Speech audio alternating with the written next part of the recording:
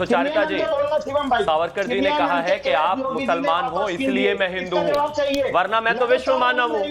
वासुदेव कुटुंबकम, पूरी धरती हमारा घर है, हमको इस बात को मानने वाले लोगों में से। लेकिन आप मुसलमान, प्लीज, लेकिन आप मुसलमान करते रहते हो इसलिए मैं हिंदू हूं, ये तो सावरकर कहते हैं और ये रियलिटी भी है। वरना हम तो वासुदेव कुटुंबकम में मानते हैं। योगी आदित्यनाथ ने किसी का नाम नहीं लिया, कोई जाति नहीं कही, कोई धर्म नहीं कहा, देश के बारे में बात की, इन्होंने अपने आप को ही अलग कर लिया। अपने आप को क्यों एक्सक्लूड कर रहे हो भाई? आप इस देश में नहीं रहते हो क्या?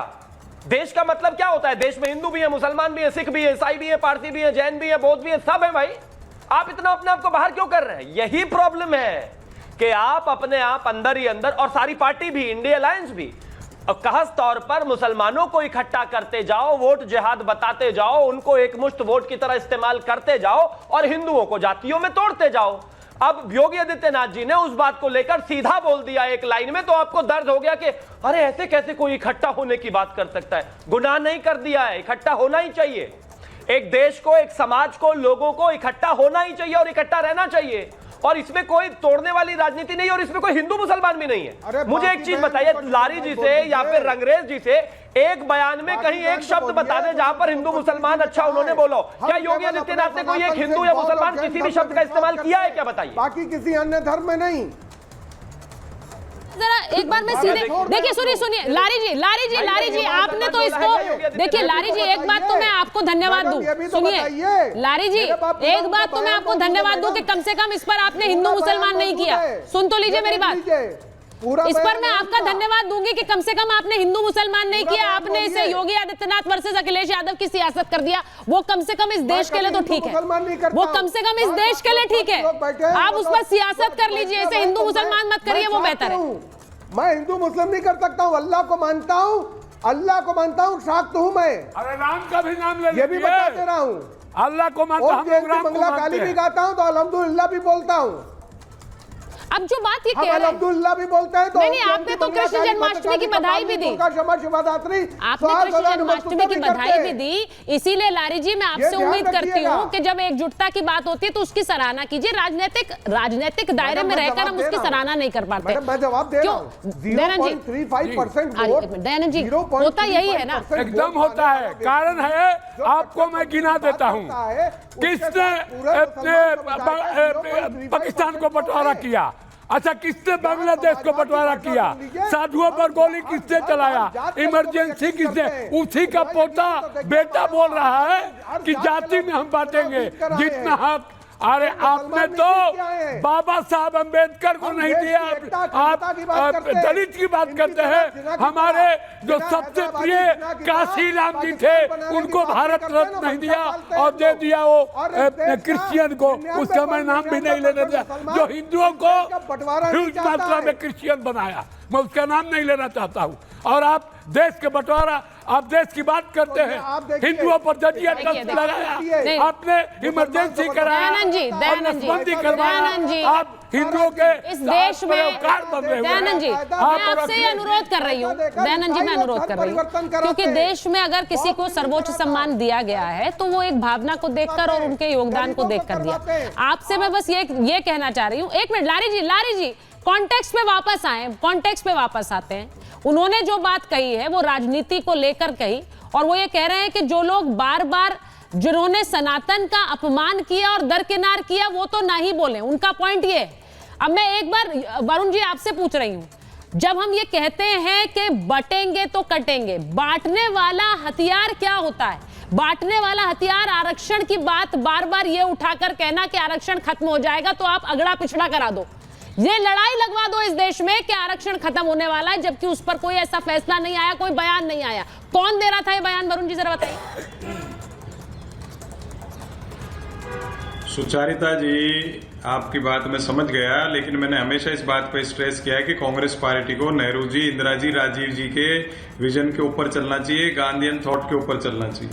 उसका मैं समझता हूं आपको आंसर मिल गया। अभी बात चल रही, बार बार मैं कोई बयान पे नहीं जा रहा कि योगी आदित्यनाथ जी ने क्या बयान दिया है। वो चुनाव आ रहा है, मुख्यमंत्री हूं, उनको मैं अभी साधु बाबा नहीं मान रहा, अभी मुख्यमंत्री मान रहा हूं। चुनाव आ रहा है, उसके हिसाब से कार्य कर रहे हैं। जब जो लैंग्वेज होती है, जो आपने कई बार शाब्दिक आचरण की हमने बात डिस्कशन करी, जो शब्दों का जो कॉन्स्टिट्यूशनल पोस्ट पे हैं, मुख्यमंत्री हैं, प्रधानमंत्री हैं, विपक्ष के नेता हैं, एलओपी है, चाहे राहुल गांधी हो चाहे मोदी जी हो, सबको अपने जो शब्द हैं, शाब्दिक आचरण का पालन करना चाहिए। जब भी देश में जो आप एकता की बात कर रहे हो, जब भी तो एकता होगी जब सबके शाब्दिक आचरण नपे तुले होंगे, सही होंगे। वो कई बार देखा जा रहा है नेता की अजीब अजीब बयान देते हैं, उससे तभी तो आदित्यनाथ जी ऐसा बात बोले। लारी जी आप उनको भी तो बोलिए, वरुण पुरोहित जी हैं, संविधानिक पद पर है। अरे भाई मैं लारी जी नहीं हूँ, ये लारी जी नहीं है, ये वरुण पुरोहित जी है। तो अपने नेता के बयान पर पहले स्पष्टीकरण मांग ले। मैं तो अभी तक उस बात से, मैं अभी तक वरुण जी उस बात से उबर नहीं पा रही हूँ कि आपके नेता मिस इंडिया में भी रिजर्वेशन चाह रहे थे। उस बयान को मैं समझ ही नहीं पा रही हूँ कि उसमें दलित नहीं है, उसमें आदिवासी नहीं है। इस बयान पर तो आप खुद भी मुझे पता है स्पष्टीकरण नहीं दे पाएंगे। शिवम जी, ये इस बयान पर कोई स्पष्टीकरण कोई कांग्रेस का नेता कैसे दे पाएगा, ये मैं समझ नहीं पाई। लेकिन वो सोचिए, अब उसमें भी जब आप ये कहते हैं कि यहां भी रिजर्वेशन नहीं है, तो आप बांटने वाली राजनीति ही कर रहे हैं। ये बांटना होता है। शिवम जी को लीजिए। मतलब आप ये सोचिए ना कि 54 साल जब द्रौपदी मुर्मू जी खड़ी हुई थी तो इन लोग अपोजिशन का और सिन्हा को खड़ा, कोई भी जाती है, कहीं से भी है, किसी भी धर्म से है, किसी भी बैकग्राउंड से है, प्राइवेट इंस्टीट्यूशन में मेहनत करके दिन रात वहां तक पहुंचते हैं। अब उसमें भी जाति ढूंढ रहे। वरुण पुरोहित जी बता सकते हैं, मुझे तो समझ में नहीं आ रहा कि वहां पर इसका क्या लॉजिक है। लेकिन हाँ, इतना जरूर है कि ये देश को बांटने की ही बात है, ये देश को लगातार तोड़ने की ही बात है। जिस तरीके से राहुल गांधी, अगर सेक्रेटरीज की बात होती है, बजट बनाने की बात होती है, तो उनकी जाति पूछने लग जाते हैं, न्यूज चैनल्स के मालिकों की जाति पूछने लग जाते हैं, पत्रकारों की जाति पूछने लग जाते हैं, साइंटिस्टों की जाति पूछने लग जाते हैं, हर जगह जाति पूछने लग जाते हैं। और उनसे कोई जाति पूछ ले तो बुरा मान जाते हैं। मैं मानता हूं ये देश को तोड़ने वाले ही लोग हैं, और इसीलिए इनको योगी आदित्यनाथ जी का बयान बुरा लग रहा है, क्योंकि वो इकट्ठा होने की बात कर रहे हैं। तो अगर बुरा लगता है तो बुरा लगे। अब जो बुरा लगे तो बुरा लगे। अब इन्होंने आचार्य दयानंद जी ने एक और बात कही। उन्होंने क्या कहा? उन्होंने कहा कि द्रौपदी मुर्मू जब राष्ट्रपति बन रही थी तब उन्हें आदिवासी याद नहीं आया, तब आदिवासी वाला रिजर्वेशन भी याद नहीं आया जो मिस इंडिया में खोज रहे थे, राष्ट्रपति मिल रहा था उसमें नहीं दिखाई दिया। नहीं, एक चीज उनके स्कंद पुराण पढ़ ले वरुण जी। हिनती दुसती, जो हीन दूषित भावना से हटके जीवन जीता है, समाज को रास्ता देता है, समरसता लाता है, वो संसार में सनातनी हिंदू कहलाया है। स्कंद पुराण पढ़ के आए, मैं कई पुराण के नाम बता दूंगा कि वो सनातन पद्धति के बारे में जान लें कि सनातन क्या है। सत्य सनातन सुंदर परशिव सिर भूपा। सनातन सत्य है, अटल है, शाश्वत है, समरसता रखता है। उसी में जो हिंदू शब्द जुड़ा है, उसी का एक पूरक शब्द जुड़ा है। आज जन्माष्टमी है, जिस तरह नारद जी ने भक्ति को जनमानस में घर घर स्थापित कर दिया, इनके घर भी आरती होती होगी, घंटी बजता होगा, भगवान के पूजा पाठ होता होगा, कोई ना कोई देवकार होता होगा। वो कहाँ से आया है? वही सनातन और स्कंद पुराण से आया है। इनके घर सत्यनारायण भगवान की कथा कहीं सुने होंगे, उसमें लिखा है सत्यनारायण भगवान की कथा में स्कंद पुराणे रेवाखंडे प्रथमोध्याय द्वितीयोध्याय से संबोधन दिया जाता है। आज जन्माष्टमी है, आज के दिन एक शांति का संदेश पूरे विश्व में दीजिए, समरसता का संदेश बिल्कुल सही बात है। भगवान का उत्सव मनाइए। करोड़ों रुपया सनातन धर्म से आता है, भारत सरकार लेती है और सब सब्सिडी तो ये संदेश दिया नहीं, उन्होंने तो बिल्कुल अंग्रेज जी को एक मिनट, अंग्रेज जी को लीजिए जरा। हम लोग को मत सिखलाइए। हम कुछ नहीं करते, बल्कि एक सवाल पूछना चाह रही हूँ अंग्रेज जी से, एक मिनट। समाज को नहीं बताएगा, नहीं सिखाएगा, मुसलमान सिखाएगा, क्रिश्चियन सिखाएगा, हिंदू जो है वो अपने धर्म के विषय में नहीं बोलेगा, कंट्रोल नहीं कर सकता है। और हम लोग को आप बता रहे हैं, और अभी तो पता चल रहा है, एक बार को पता चल रहा है। जवाहरलाल जी चलेगा इस दुनिया से। अच्छा लारी जी एक बार अंग्रेज जी को लीजिए स्क्रीन पर, अंग्रेज जी को लीजिए। मजहब को मत फैलाओ, मुसलमान को फैलाने दो, क्रिश्चियन को फैलाने दो। ठीक है, एक बार रंगरेज जी को ले रही हूँ। रंगरेज जी और शिवम जी को रखिए स्क्रीन पर। रंगरेज जी, मैं आपसे पूछ रही हूँ, आप ये कहते हैं कि जब योगी आदित्यनाथ हिंदुओं की बात करते हैं तो वो देश को बांटने की बात कर रहे हैं, क्योंकि वो हिंदू मुसलमान कर रहे हैं। अब मुझे ये बताइए, इस देश में एक नेता जय फिलिस्तीन तो बोल सकता है, लेकिन एक देश में नेता जय हिंदू नहीं बोल सकता। हिंदुओं की बात मत करो, फिलिस्तीन की बात कर दो, क्या ये सही है?